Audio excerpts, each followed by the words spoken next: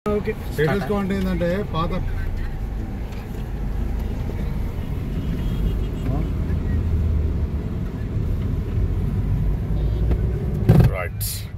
మనం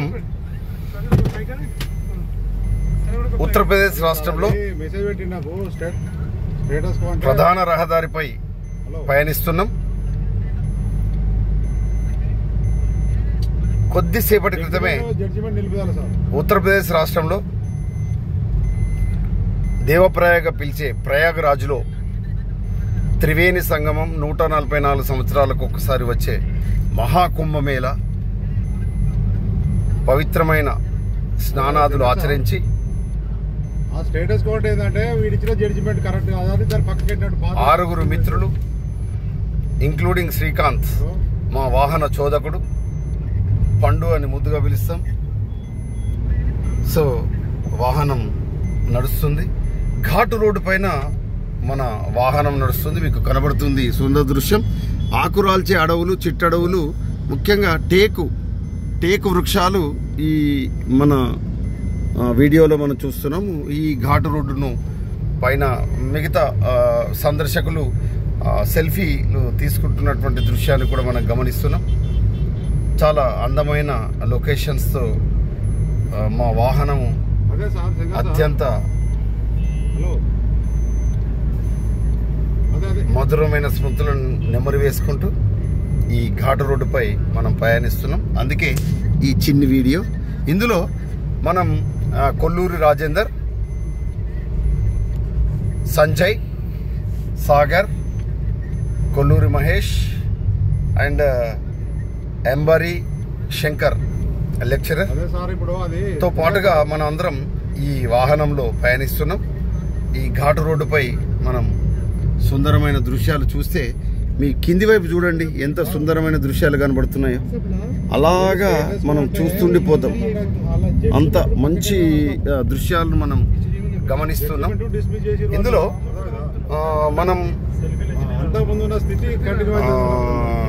ఈరోజు early morning 4 o'clock మేము త్రివేణి సంగమాన్ని చేరుకున్నాము. 6 o'clock వరకే మా త్రివేణి సంగమంలో, త్రివేణి సంగమ ఘాట్లో, పుష్కర ఘాట్లో స్నానం ఆచరించడం జరిగింది. మళ్ళీ మేము తిరుగుపోయినామే ఉత్తరప్రదేశ్ దాటి రేవా, మధ్యప్రదేశ్లోని రేవాకు దగ్గరగా ఉన్నాం. ఇప్పుడు సమయం 12 కావస్తుంది. ఈరోజు అర్ధరాత్రి వరకు మళ్ళీ మా యొక్క గమ్యస్థానాన్ని మేము చేరుకోబోతున్నాం. ఇంత సుందరమైన దృశ్యం, అద్భుతమైన ఈ పయనం మంచి మధురమైన స్మృతులతో పాటుగా సందర్శకులు, విభిన్నమైనటువంటి వ్యక్తులు వివిధ రాష్ట్రాల నుంచి వచ్చి అత్యంత భక్తి శ్రద్ధలతో పుణ్యస్నానాదులు ఆచరించారు. మార్గ మధ్యమంలో వచ్చేటువంటి ఇలాంటి చిన్న చిన్న దేవాలయాలు, అదేవిధంగా మంచి ప్రదేశాలు, నీడ ఆవాసాలు ఉన్న దగ్గర కూర్చొని సేద తీరుతూ అలా ఎవరి రాష్ట్రాలకు వారు సొంత ప్రదేశాలకు తిరుగు పయనమయ్యారు. దానిలో భాగంగానే మేము తెలంగాణ రాష్ట్రం ఉమ్మడి కరీంనగర్ జిల్లా, అంటే ప్రస్తుత జగిత్యాల జిల్లా కేంద్రం రాయికల్ మండలం నుంచి మరి ఇక్కడికి విచ్చేసి ఈ కుంభమేళాలో స్నానం ఆచరించి రావడం జరిగింది. ఇందులో ఈ ప్రధాన రహదారిపై మనం చూస్తున్నప్పుడు రహదారి చాలా మంచి నేచురల్గా, అందంగా, ఎలాంటి ఇబ్బంది లేకుండా ప్రధాన రహదారులు అత్యంత ఆహ్లాదకరమైన రహదారులు.